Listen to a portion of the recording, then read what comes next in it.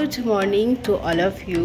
So সকাল সকাল ঘুম থেকে উঠে পড়েছি অ্যান্ড আমি এখন আছি মাসির বাড়ি। তো আজকে সকালে উঠে আমি যাচ্ছি আর একটা জায়গায়, সেটা হচ্ছে আমার নিজের দেশের বাড়ি। প্রায় 7-8 বছরের মতো হবে আমি যাইনি, তো আবার যাচ্ছি বিয়ের পর, তাও আবার মেয়েকে নিয়ে। তো চলো তাহলে যাওয়া যাক। তো আমরা বেরিয়ে পড়েছি ট্রেনের উদ্দেশ্যে। আমরা স্টেশন যাচ্ছি, যেহেতু মাসির বাড়িটা খুব একটা দূরত্ব নয়, একদম মানে ওয়াকিং ডিস্টেন্স, তাই জন্য আমরা হেঁটে হেঁটেই চলে গিয়েছিলাম। একদমই বাড়ির সামনেই হচ্ছে স্টেশন, মানে একদমই সামনে, একদম নাকের ডগায় যাকে বলা যায়। তো এই যে দেখতেই পাচ্ছ বোলপুর শান্তিনিকেতন। তো আমরা এখন ট্রেন ধরবো, তার জন্য চলে এসেছি স্টেশনে। তো আমরা ট্রেনে উঠে পড়েছি। আমরা যাব এখন আমোদপুর।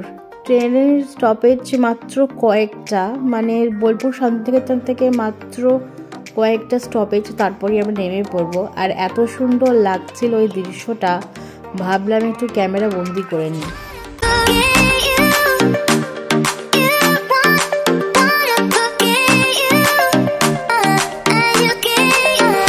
দেখতে দেখতে আমরা আমোদপুর স্টেশনে চলে এসেছি। এখানে এত ভালো শাকসবজি আর একদম টাটকা, দেখে লোভ সামলাতে পারছিলাম না, তাই ভাবলাম একটু ঘুরে ঘুরে দেখি। ঘুরে ঘুরে দেখতে দেখতে তো আমার খিদে পেয়ে গেল। তারপরে এইখান থেকে আমরা একটু গরম গরম কচুরি খাওয়ার জন্য সবাই মিলে চলে এলাম। এই যে দেখতেই পাচ্ছ একদম গরম গরম ভাজছে, ভেজে কিন্তু দেওয়া হয়েছে। আর সত্যি বলবো যে ভীষণ টেস্টি, আমার কিন্তু খুবই ভালো লেগেছে। আমার এটা মনে হয়নি যে আমি অন্য জায়গায় এসেছি, এখানে হয়তো খেতে ভালো লাগবে না, আমাদের কলকাতার মতন করবে না, কিংবা আমি যেখানে থাকি রামপুরহাটেরও কচুরি কিন্তু খুব ভালো। মানে এখানে কচুরি বলতে এখানে পুর ভরা কচুরি পাওয়া যায়, আর এখানেও কিন্তু এই কচুরিগুলো ভীষণ টেস্টি ছিল, গরম গরম ভেজে দিচ্ছিলো। দেখতেই পাচ্ছ আমি ধরতে পারছিলাম না, কিন্তু সত্যি কথা বলতে যেমন তরকারিটা টেস্টি, সেরকম কচুরিটাও টেস্টি। সবাই কিন্তু আমরা মন প্রাণ ভরে খেয়ে নিলাম। আর তারপরেই দেখো এই যে কে এসেছে আমাদের সঙ্গে দেখা করতে।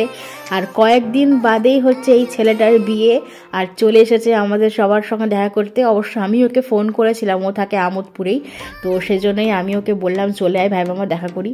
তো যাই হোক, ওর সঙ্গে দেখা করে আমাদের পেট পুজো কমপ্লিট করে আমরা গাড়িতে উঠে পড়লাম। এবার আমরা যাব আমার দেশের বাড়ির উদ্দেশ্যে। একদম বেশিক্ষণ লাগে না, মাত্র 20 মিনিট মতন লাগবে আমাদের আমোদপুর থেকে যেতে। তো চলো তাহলে এনজয় করো, আর আমিও এনজয় করি।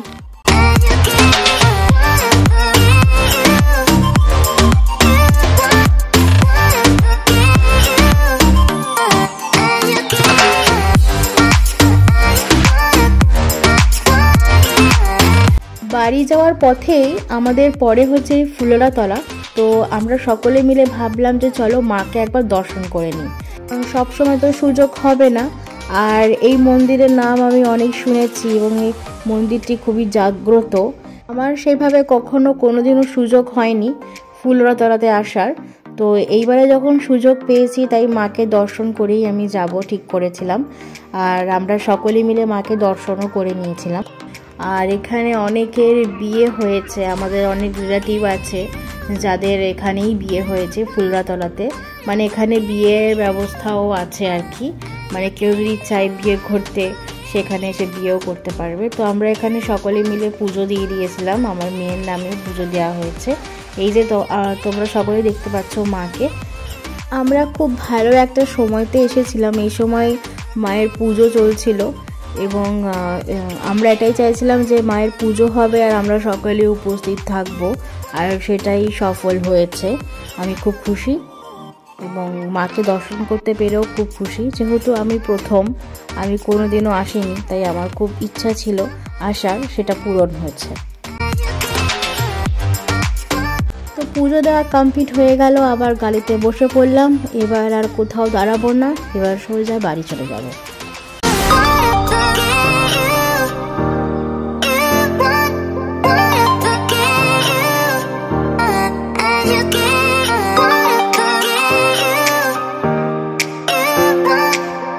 গাড়ির হাওয়া খেতে খেতেই কিন্তু আমি পৌঁছে গেলাম আমার দেশের বাড়ি। তো তো প্রথমে আমি যাব আমার ছোট বাপির বাড়ি, মানে আমার ছোট জেঠুর বাড়িতেই উঠবো প্রথমে। তো সেখানেই প্রথমে যাচ্ছি। গাড়ির হাওয়াটা বেশ মানে ভালো লাগছিল, আর এখানে না প্রচণ্ড গরমও করছিল, খুব একটা বেশি ঠান্ডা কিন্তু ছিল না। যতটা আমরা ভেবেছিলাম যে খুব ঠান্ডা হবে, ঠিক ততটাও কিন্তু ঠান্ডা ছিল না সেই সময়টা। আর দেখতেই পাচ্ছ আমি একদম গ্রামের ভেতরে এন্ট্রি করেই ফেলেছি, আর সামনেই ছিল স্কুল, আর এখান দিয়েই এখন আমাদের যেতে হবে। যেহেতু আমি এতদিন পরে এলাম, মানে বলতে গেলে এতগুলো বছর পরই এলাম, এত কিছু যে চেঞ্জ হয়ে গেছে, মানে সব কিছুই একদম পুরো পাল্টে গেছে। মানে বহু জিনিস, বহু রাস্তা, বহু ঘর বাড়ি, বহু গাছপালা, অনেক কিছুই অনেক পরিবর্তন, যেটা একদম আগের সাথে একদম মেলাতে পারছিলাম না। তো চলো তাহলে যাওয়া যাক।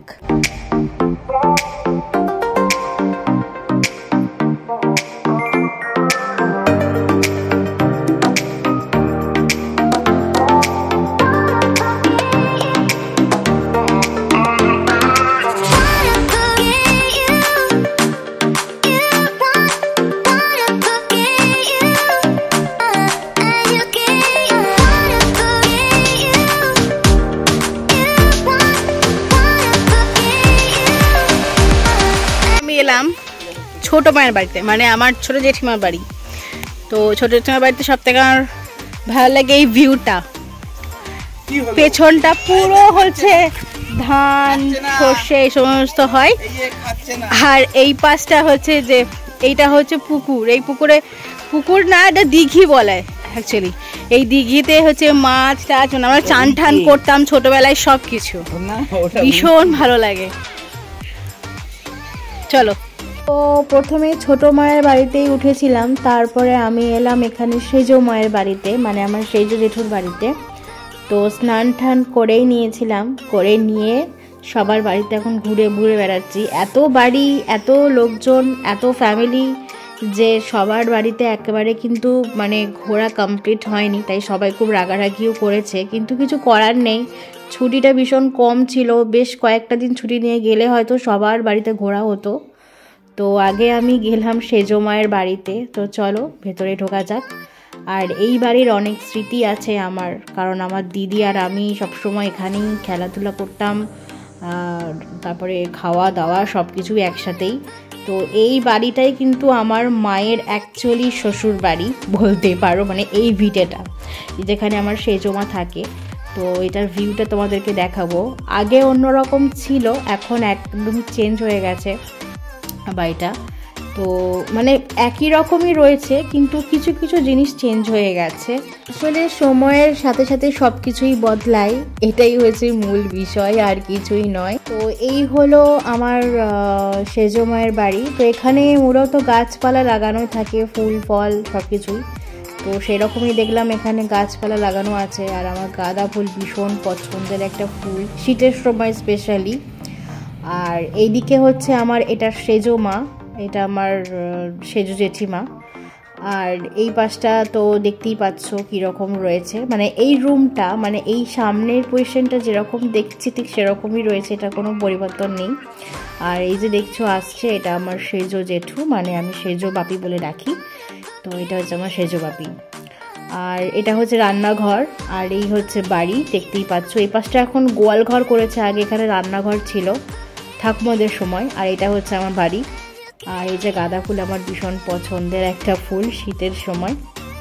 তো তারপরে আমরা চলে এলাম বাড়িতে, ছোটো মায়ের বাড়িতে।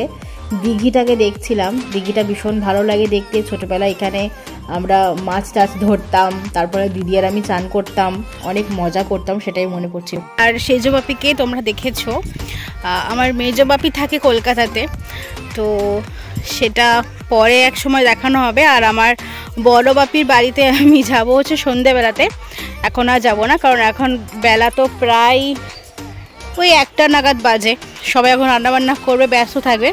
তাই জন্য শুধুমাত্র আমরা সেজো বাপির বাড়ি থেকে ঘুরে এলাম, এরপরে আমরা বিকেলে যাব বড় বাপির বাড়ি। তো চলো তাহলে দেখা হচ্ছে বিকেলে।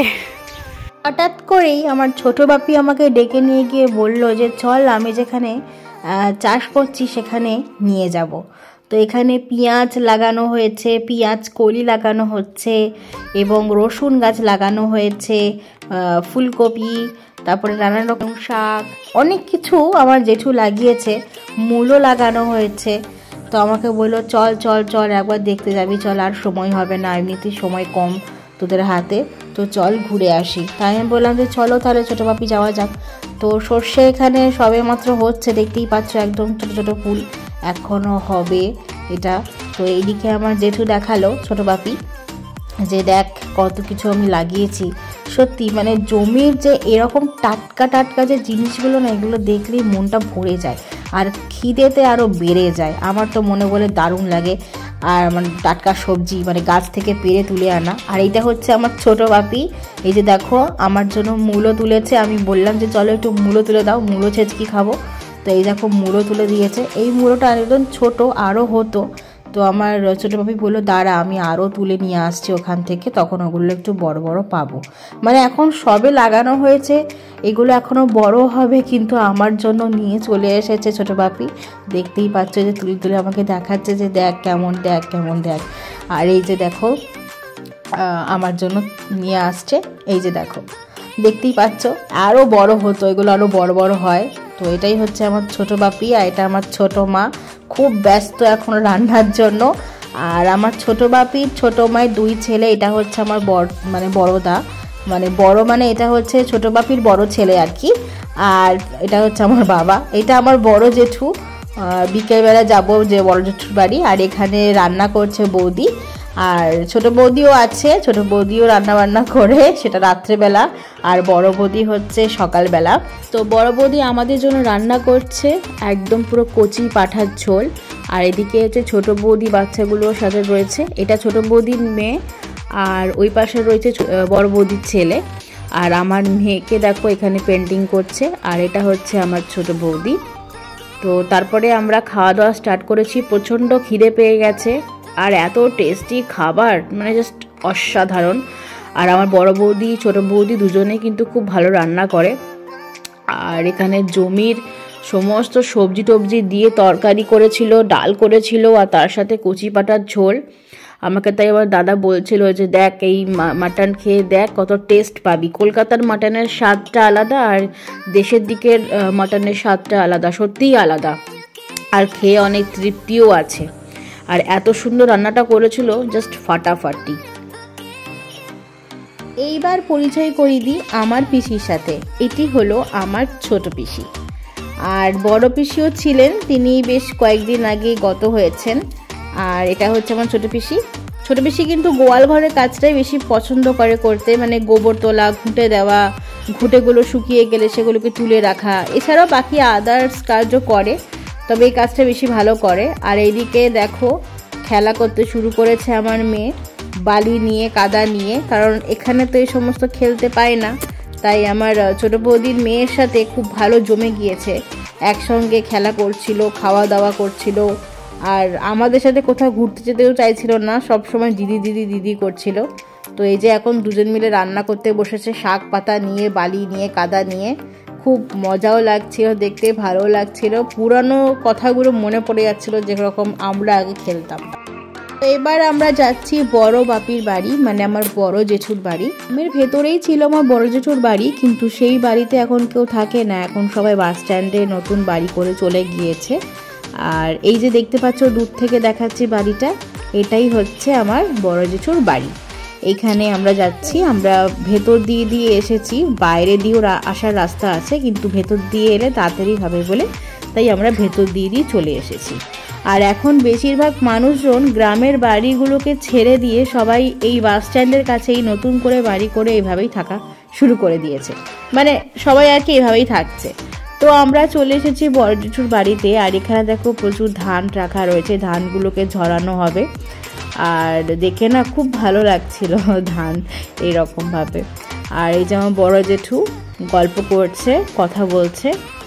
আর এখানে না বড় জেঠুর বাড়ির ঠিক পাশেই অনেকটা জমি পড়ে আছে এবং সেখানে প্রচুর রকমের গাছ লাগানো হয়েছে, আম, জাম, কাঁঠাল, তেজপাতা, এলাচ, তারপরে নানান রকমের শাকসবজি, ফুলকপি, বাঁধাকপি, প্রচুর গাছ এখানে লাগানো হয়েছে। আমরা পরের দিনকে ঘুরে ঘুরে দেখেছিলাম। আর এটা হচ্ছে আমার বড়দা। আর এই যে ধানগুলো দেখে না কি ভালো লাগছিল, কি সুন্দর লাগছিল দেখো। আর সত্যি এই সমস্ত জিনিস তো আমরা সবসময় দেখতে পাই না, তাই আমাদের কাছে এগুলো খুব মানে চোখের মণি যাকে বলা হয়। চলে এলাম বাড়ির ভেতর। এটা হচ্ছে আমার বড় মা, মানে আমার বড় জেঠিমা। আর এই যে চা দিচ্ছে এটা হচ্ছে আমার বড় বৌদি, মানে বাড়ির বড় বৌদি। আর আমাকে দেখো চাই দিল না, বলে দাঁড়া তোকে এখন দেবো না, পরে। তো এই পাশে দেখো যে চেক শার্ট পরে আছে, ওটা হচ্ছে আমার বড় দাদা, মানে আমার বড়দা, বাড়ির সবার বড়। আর এটা হচ্ছে আমার বড় বৌদি। তো বড় বৌদি একটু মুচকি হাসি দিল, কারণ ও জানতো না যে আমি ভিডিও করছি। পরে আমাকে বলছে ভিডিও করছিস নাকি রে? আনা হচ্ছে হ্যাঁ। এখন আমরা চলে এসেছি বাড়ির ছাদে। ছাদ থেকে সমস্ত গাছগুলোকে ভালো মতন পর্যবেক্ষণ করতে পারছিলাম। আর আমাকে বৌদি সব দেখাচ্ছিল যে এইটা এই গাছ, ওটা ওই গাছ, সেটা সেই গাছ, মানে এমন কোনো গাছ নেই যেখানে লাগানো হয়নি, মানে সমস্ত রকমের গাছ লাগানো হয়েই গেছে। আর অন্যদিকে আমার বড় বৌদিকে দেখো অল টাইম কিন্তু স্মাইল, ঠোঁটের গোড়াতে সবসময় হাসি লেগেই আছে। এটাই ভালো লাগে আমার, যে সবসময় হাসে, মানে প্রাণ খোলা মানুষ। এবার চলে এলাম আমরা ছাদের এই পাশটা। পেছন দিকটা হচ্ছে পুরো গ্রাম, আর এই পাশটা হচ্ছে বাস রাস্তা, মানে মেন রাস্তা, এখান দিয়ে বাস চলাচল করে।